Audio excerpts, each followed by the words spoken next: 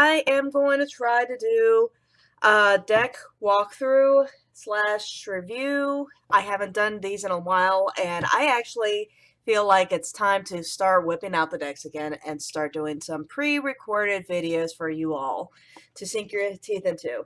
And today I've decided to do the Romance Angels Oracle cards by Doreen Virtue. You could say whatever you want about Doreen Virtue and blah blah blah blah blah, but I have to say this deck is pretty amazing when you're talking about love and relationship, and it's a little bit on the sassy side, but I'll get into that a little later. And I think you could get these, some of the bookstores will offer it, but most of the time I resort to Amazon nowadays for getting most of my mass-produced decks and decks in general. I think a lot of you are probably the same way. Easy access decks and all that stuff. So it's a 44 card deck, and it comes with this little, if I could get out of the box, it was a little snug in there, and this little booklet with it, guidebook, and I'll get into the cards here in a second, so let me put those aside. The guidebook is actually pretty good as far as guidebooks go. I actually use the guidebook for this deck. I don't really read all the beginning parts, but as far as the other little tidbits and informations, I totally use this book with the deck. Some of the Oracle cards, I'll actually use the book with the deck as like an overall reading, what the author was saying, and what the with the cards. So sometimes I got another deck that I am going to review a little bit later. I don't know if it's going to be today or another day, but I have another card and booklet that deck that I use the booklet with the cards too. And I guess that's what I'm trying to say. Trying to get through. Oh my goodness. And so the deck itself is actually a pretty meaty deck. I'd say I have small hands, so this deck is pretty big, but most Oracle decks are going to be on the bigger side, and I'll get into the cards here in a second. And it has gilded edges, and the backs are kind of this, I think if I was to reback a deck, this might be a deck I might reback. I don't know, but it has the gilded edges and the flashy dashy backs, and and I riffle shuffle, so some of my cards are already damaged from use. And I actually use this deck for myself mostly right now, but I'm planning to do some more free readings for everybody online. So this would be like a deck that I could be using for you and all that stuff for online readings. And I'm kind of on my webcam, so I'll try to bring the cards closer to you. And it has a hard time focusing sometimes. This camera has a hard time focusing, but I think you could get the gist of the images. The images themselves, I think, is a combination of classic art and photo manipulated art. It's a little bit of a mixture. It's a mix bag there. And I love the keywords. You would think that, oh, it would not work out or something like that. No, the keywords actually are really, really great with this deck, and I think it's one of the best love Oracle decks I own. And I highly recommend if you even want to do a single card draw at the end of the reading or something like that, if you're one of those people, this deck is definitely for you as far as the summary for love and relationships. And Keith actually made me get this deck too. And he actually, the way he reads the cards in Doreen Virtue decks made me get this deck. So check him out if you would like to. And it's this could be the one. You've already met the romantic partner you seek. That's interesting that it's this is the top card. And then it's deserve love. You are lovable. Make the effort. Great love is worth taking the steps you're guided to take. Trust this situation calling for you and have faith. Codependency. I'm not going to read all the cards. I'm just going to do a little flip through. It is safe for you to Well, I can't talk today. It's safe for you to love. Release your ex. Keep an open mind.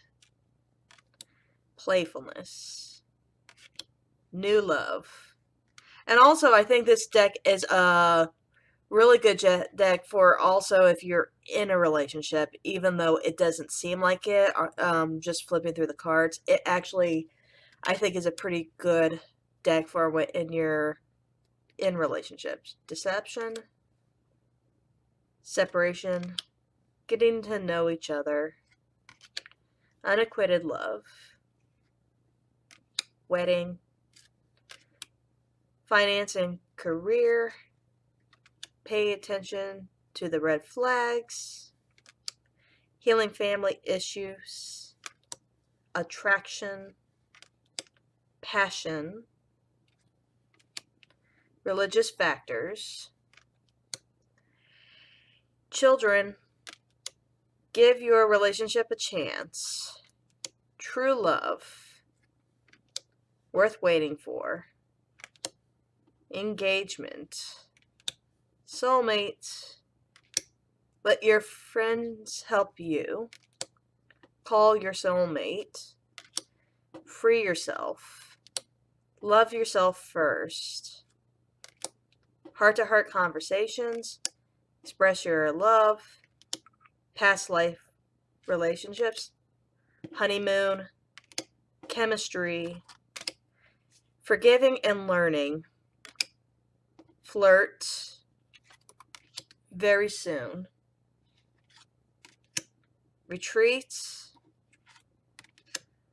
let go of control issues, and reconciliation. So you have some really good juicy tidbits and keywords, and I don't think you have to be looking for a relationship to get this card. I think you can be in a relationship and some of these keywords will still work out, even if it's finding your soulmate. Let's say if you're going through marriage trouble and relationship trouble, and let's say you've already met your one and you are in the relationship and you don't think you're going to leave anytime soon, but you might have some rocky parts in the relationship. As finding your soulmate, it might mean for you to find your inner self and rekindle that flame. And so let me go ahead and do shuffle the cards, and then I'm going to pull one from the deck and give you an example reading how I do it with the cards. This is not going to be a long walkthrough of any kind or a review. I'm just kind of showing cards, flip through, and say that this is a great deck when you are looking for basic relationship readings, summaries. We're trying to get yourself through a patchy period, those kind of things. So let's go ahead and let me not knock the cord on that camera. So let me. Okay, so that one came out to me. So let's go ahead and see what it says. Pay attention to the red flags. Let me see if I can get the camera to refocus. Signs are cautioning you. So let's go ahead and see. And I will read a little bit of the tidbit in the book, just to kind of give you some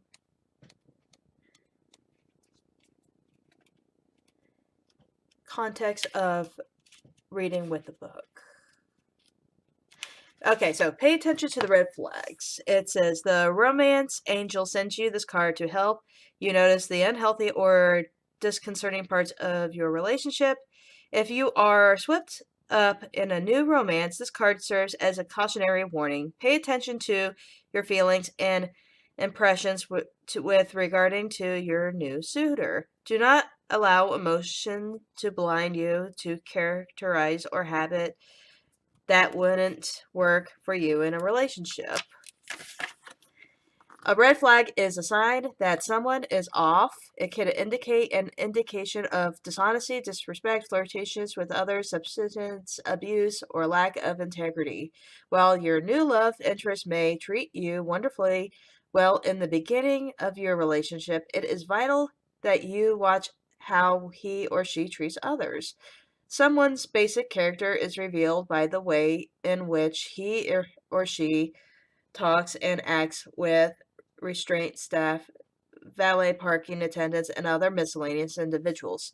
If you are in an existing relationship, these red flags may signal a need for honest mutual discussion or couples counseling. This card does not necessarily guide you to leave a relationship. Red flags can be a markers along the path of healing. The romance angels will guide you to take the steps are healthy for everyone involved, so do follow your intuition. So those are the kind of things. I still feel like the camera's a little bit blurry, but I do feel like this deck is for a little bit of everybody, and that kind of this was the perfect card to pull out for that. So that is what I believe for the Romance Angels, and I will see you in my next video.